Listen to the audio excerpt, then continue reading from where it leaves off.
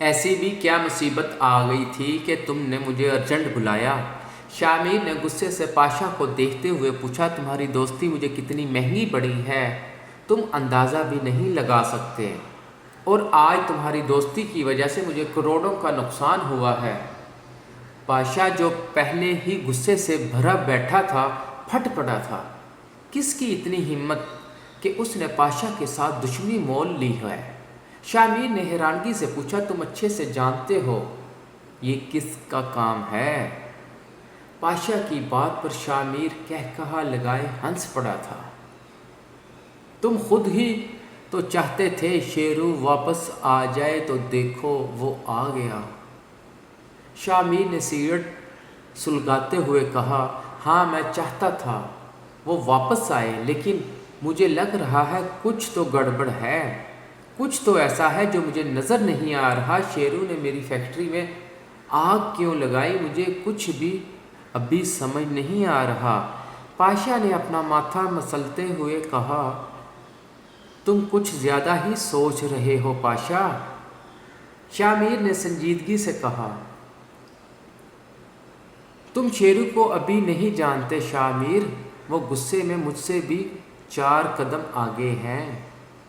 میری تمہارے ساتھ 5 ماہ پہلے دوستی ہوئی، اور اس وقت میں نے تمہیں صرف اتنا بتایا کہ میرا بھائی شادی کرنے والا ہے اور اس لڑکی کی خاطر وہ سب کچھ چھوڑ چکا ہے، بس اتنا ہی میں نے تمہیں اس کے بارے میں بتایا، اور نہ ہی تم نے اسے دیکھا ہے، کیونکہ یہاں سے جانے سے پہلے وہ یہاں لگی اپنی ساری تصاویر جلا چکا تھا۔ میں اپنے بھائی کی رگ رگ سے واقف ہوں، وہ کچھ بھی بنا مطلب کے نہیں کرتا۔ پاشا نے سنجیدگی سے کہا، وقت آنے پر میں تمہارے بھائی سے بھی مل لوں گا اور اسے دیکھ بھی لوں گا، جو ہونا تھا ہو گیا، اب اپنا موڈ ٹھیک کرو۔ شامیر نے وائن کا گلاس لبوں سے لگاتے ہوئے کہا، لیکن پاشا کی باتیں سن کر اسے اب وہ ایک بات شیرو پہ ملنا ضرور چاہتا تھا۔ پاشا نے گہرا سانس لے کر خود نارمل کیا، تم اچھے سے جانتے ہو میرا موڈ کیسے ٹھیک ہوتا ہے۔ پاشا نے ایک آنکھ دباتے کہا، ویسے تم تو دوسرا نکاح کر چکے ہو، تو اپنی پہلی بیوی کے بارے میں کیا خیال ہے؟ پاشا نے کمینگی سے شامیر کو دیکھتے پوچھا۔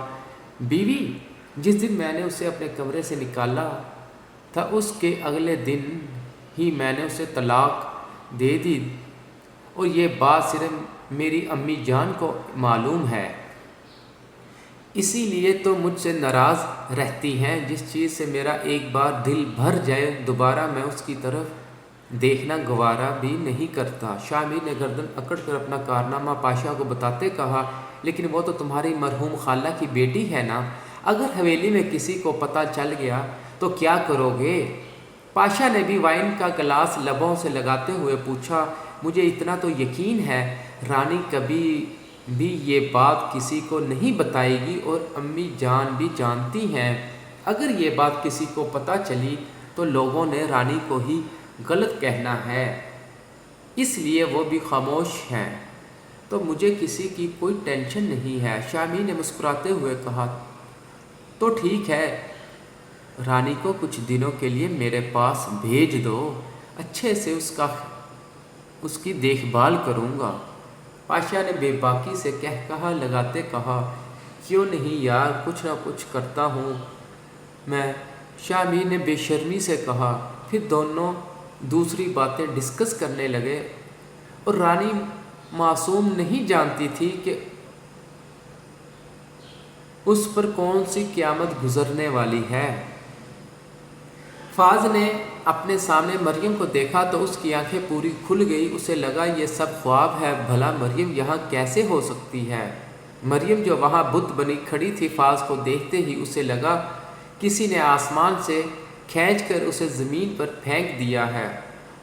خود میں ہمت پیدا کرتی وہاں سے جانے لگی۔ فاض بھی ہوش میں آیا تو اس نے مریم کا ہاتھ پکڑ کر اسے روکا، تم یہاں کیا کر رہی ہو؟ فاض پل بھر میں سنجیدہ ہوا تھا اور اب اسے ساری بات سمجھ میں آ رہی تھی۔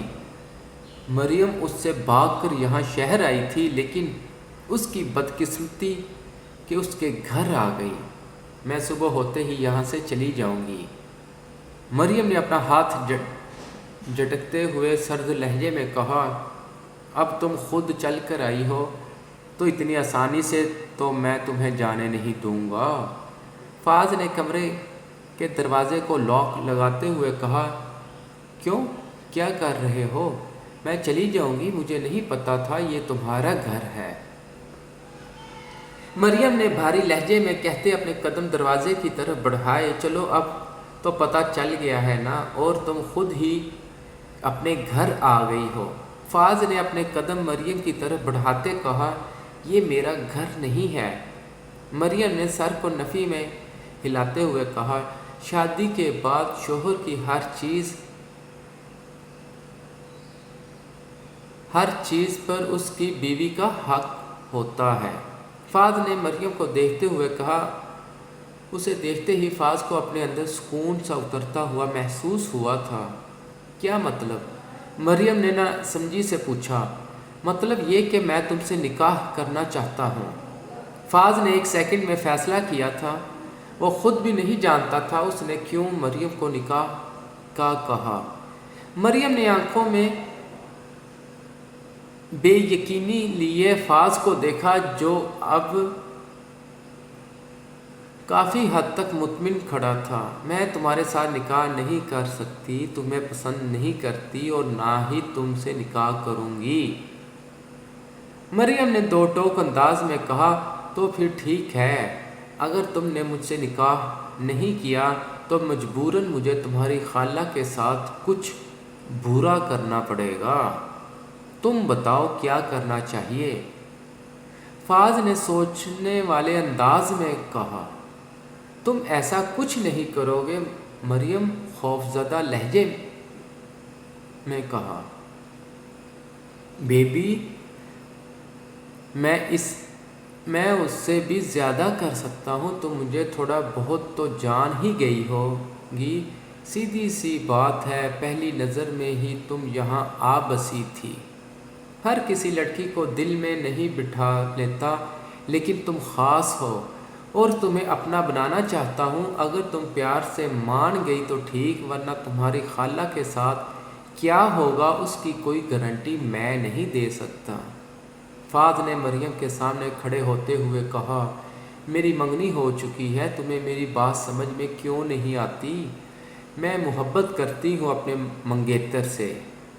مریم نے اس بار چلاتے ہوئے کہا، منگیتر؟ منگیتر؟ سب سے پہلے تو میں تمہارے منگیتر کی جان لوں گا۔ جب وہ رہے گا ہی نہیں تو کیسے پھر اس سے محبت کرو گی؟ فاض نے زور سے ہاتھ دیوار پر مارتے مریم کی آنکھوں میں دیکھتے کہا، جس نے خوف سے اپنی آنکھیں بند کر لی تھی۔ ہونٹ ہولے ہولے کانپ رہے تھے۔ فاض کی نظریں مریم کے ہونٹوں پر جم گئی تھی۔ اس نے ہاتھ بڑھا کر ہونٹوں کو چھونا چاہا، لیکن پھر ہاتھ پیچھے کھینچ لیا۔ اب تمہیں نکاح کے بعد ہی ہاتھ لگاؤں گا۔ فاض نے مریم کے کان کے پاس جھکتے سرگوشی نما انداز میں کہا۔ فاض کی گرم سانسیں مریم کو اپنے کان پر پڑتی محسوس ہو رہی تھی۔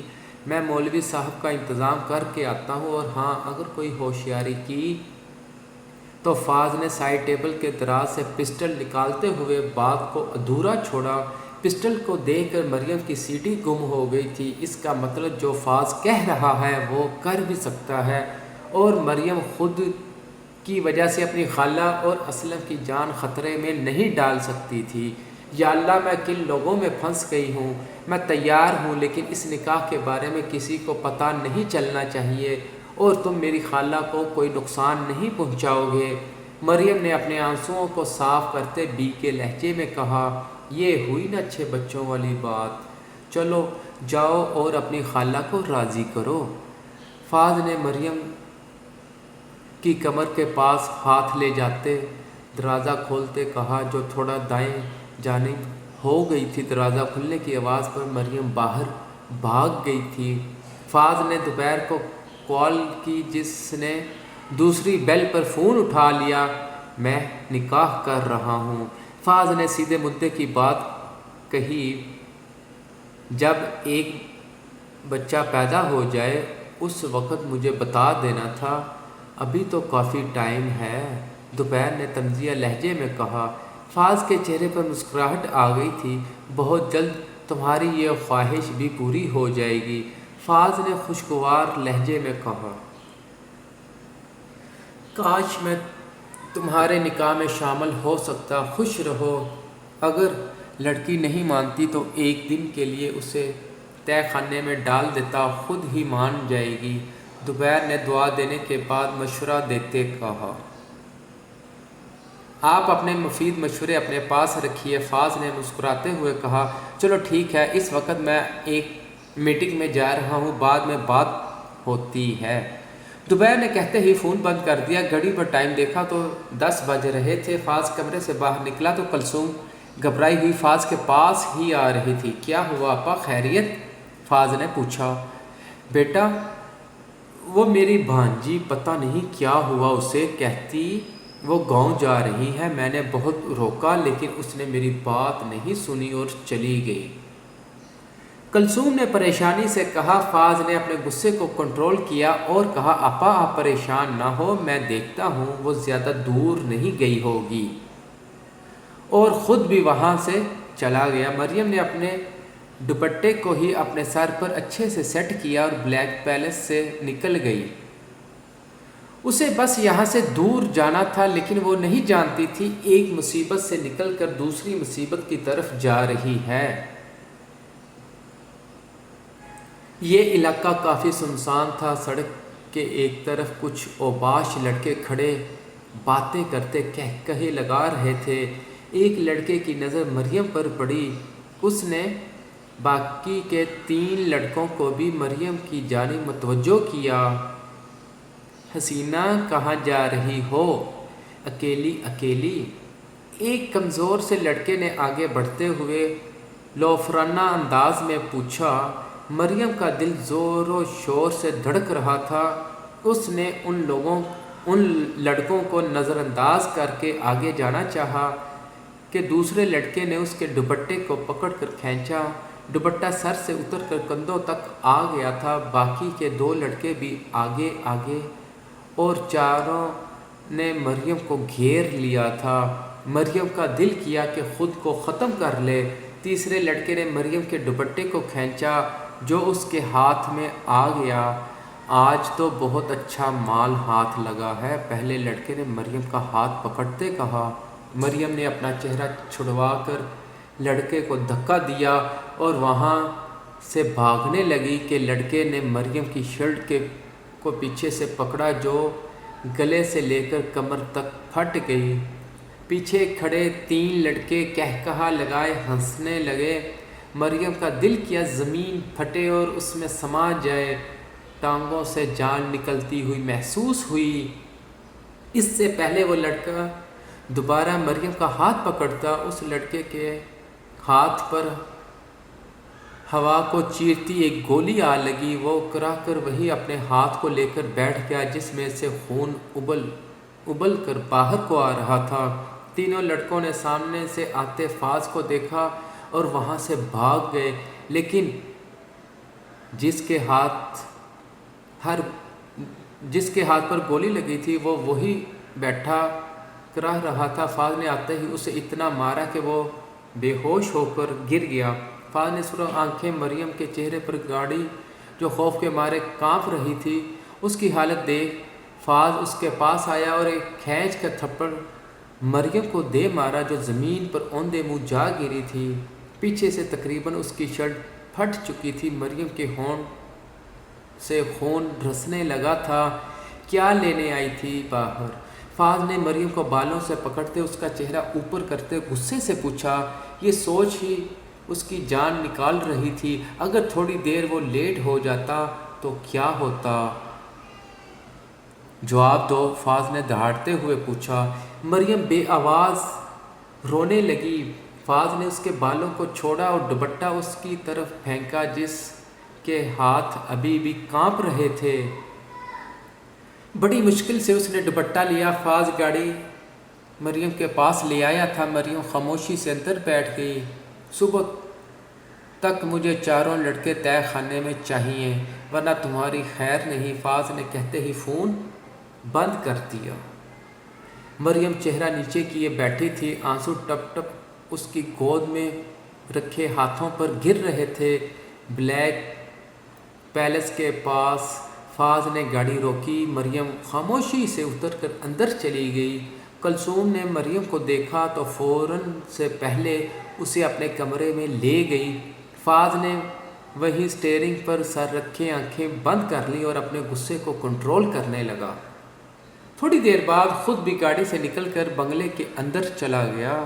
آج حویلی میں کوئی نہیں تھا، سب لوگ شادی میں گئے تھے جو گاؤں میں ہی تھی۔ شاہ میر جب گھر آیا تو یہ سن کر بہت خوش ہوا تھا۔ زری کچن میں اپنے لیے کھانا نکال رہی تھی جب اسے اپنے پیچھے کسی کی موجودگی کا احساس ہوا۔ شاہ میر چلتا ہوا زری کے پاس آیا اور اس کے پیچھے کھڑے ہوتے کمر میں ہاتھ ڈال کر خود کے قریب تر کیا۔ شکر ہے مجھے تم یہیں مل گئی۔ شاہ میر نے زری کے کان کے پاس سرگوشی نما کرتے اس کے کان کی لو کو اپنے دانتوں سے ہلکا سا دبایا۔ زری نے بوکھلاہٹ میں شاہ میر کی گرفت سے نکلنے کی کوشش کی لیکن ناکام رہی۔ تم کتنی خوبصورت ہو، شاہ میر نے بہکے انداز میں ایک جھٹکے سے زری کا رخ خود کی طرف کرتے کہا اور اپنے ہونٹوں کا لمس زری کے چہرے کے ایک ایک نقوش پر چھوڑنے لگا۔ چھوڑو مجھے، یہ کیا کر رہے ہو؟ زری نے اپنا پورا زور لگاتے شاہ میر کو پیچھے دھکا دیتے ہوئے کہا، جس نے مسکرا کر زری کی طرف دیکھا۔ بیوی ہو تم میری، اپنا حق وصول کر رہا ہوں۔ اس سے فرق نہیں پڑتا آج کروں یا 15 دنوں بعد۔ شاہ میر نے کہتے ہی زری کو بازو سے پکڑ کر خود کے قریب کیا اور اس کی گردن سے دوپٹہ پیچھے کرتے وہاں جھک گیا۔ شاہ میر کی گرم سانسیں زری کی گردن کو جھلسا رہی تھی۔ شاہ میر زری کی گردن پر جا بجا اپنے ہونٹوں کا لمس چھوڑنے لگا تھا۔ زری مسلسل شاہ کی گرفت سے نکلنے کی کوشش کر رہی تھی۔ تھوڑی دیر بعد شاہ میر خود ہی زری سے پیچھے ہٹ گیا تھا۔ زری کو اپنی گردن پر جلن کا احساس ہو رہا تھا۔ اس سے پہلے وہ مزید شاہ میر سے دور ہوتی، اس نے زری کو اپنی باہوں میں اٹھایا اور اسے کچن سے باہر لے آیا۔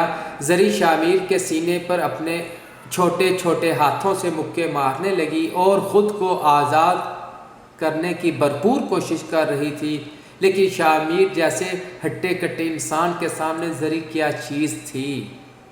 شاہ میر نے اپنے کمرے میں داخل ہوتے کمرے کا دروازہ اپنے پیر سے بند کیا اور زری کو بیڈ پر لا کر پھینکا۔